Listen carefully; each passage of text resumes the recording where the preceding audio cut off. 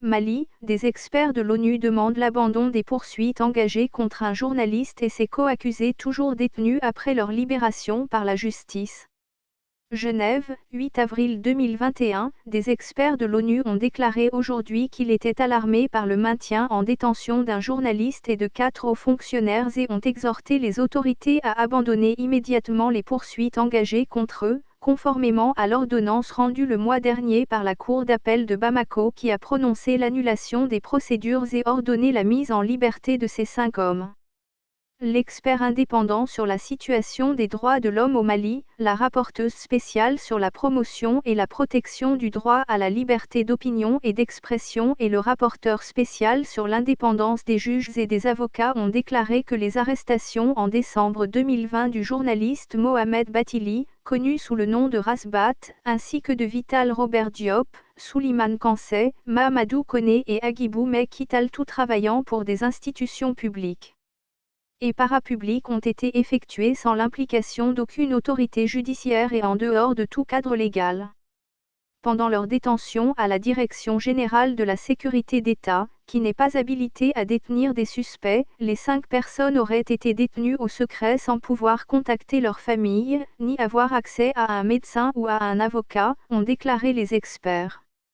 Après leur transfert aux autorités judiciaires, les 5 personnes ont fait l'objet d'une information judiciaire pour complot contre le gouvernement, association de malfaiteurs, offense à la personne du chef de l'État et complicité de ces faits. L'ancien Premier ministre Boubou Cissé était accusé des mêmes faits, serait en train de vivre dans la clandestinité et l'on ignore où il se trouve. Après l'annulation des procédures par la Cour d'appel de Bamako le 2 mars, le procureur général du Mali a contesté la décision et s'est pourvu en cassation.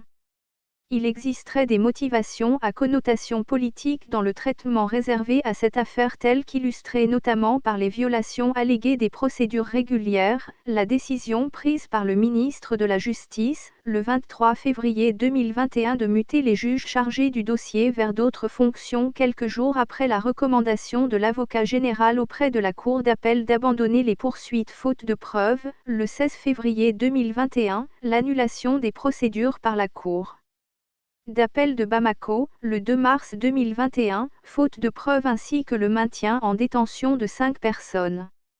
Il s'agit des violations manifestes qui dénotent l'existence d'une détention arbitraire, ont déclaré les experts. Selon eux, les poursuites engagées contre le journaliste Bathily et ses co-accusés et leur maintien en détention pourraient s'apparenter à du harcèlement judiciaire. Ceci, en particulier dans un contexte où les autorités maliennes et la justice du pays n'ont pas toujours fait preuve de la même diligence et de la même détermination pour poursuivre ou punir les auteurs présumés de graves violations des droits de l'homme et atteintes à ces droits, dont certains pourraient constituer des crimes de guerre et des crimes contre l'humanité comme le souligne, par exemple, le rapport de la Commission d'enquête internationale pour le Mali de juin 2020, ont déclaré. Les experts. Nous exhortons les autorités maliennes à abandonner les poursuites et insistons sur le respect scrupuleux des obligations pertinentes du Mali en matière de droits de l'homme, a souligné l'expert.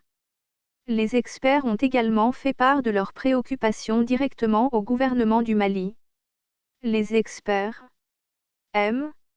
Alioune Sénégal, a pris ses fonctions d'expert indépendant sur la situation des droits de l'homme au Mali le 1er mai 2018.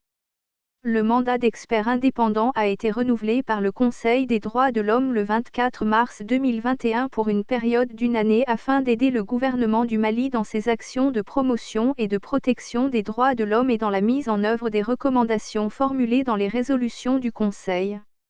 Monsieur Tine a été membre fondateur et président de la Rencontre africaine pour la défense des droits de l'homme, RADDHO, et coordinateur du Forum des ONG africaines lors de la Conférence mondiale contre le racisme en 2000.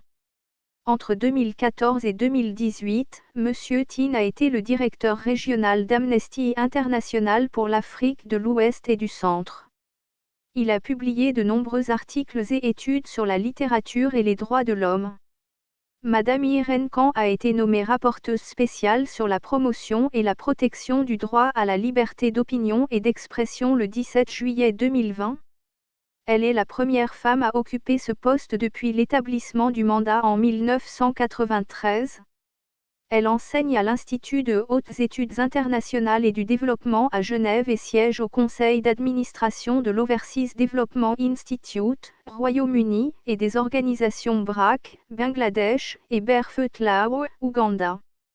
Monsieur Diego Garcia Saillant a été nommé rapporteur spécial sur l'indépendance des juges et des avocats en décembre 2016.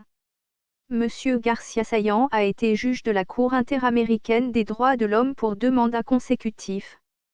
Il a acquis une grande expérience des organisations multilatérales, notamment en travaillant pour les Nations Unies et l'Organisation des États américains.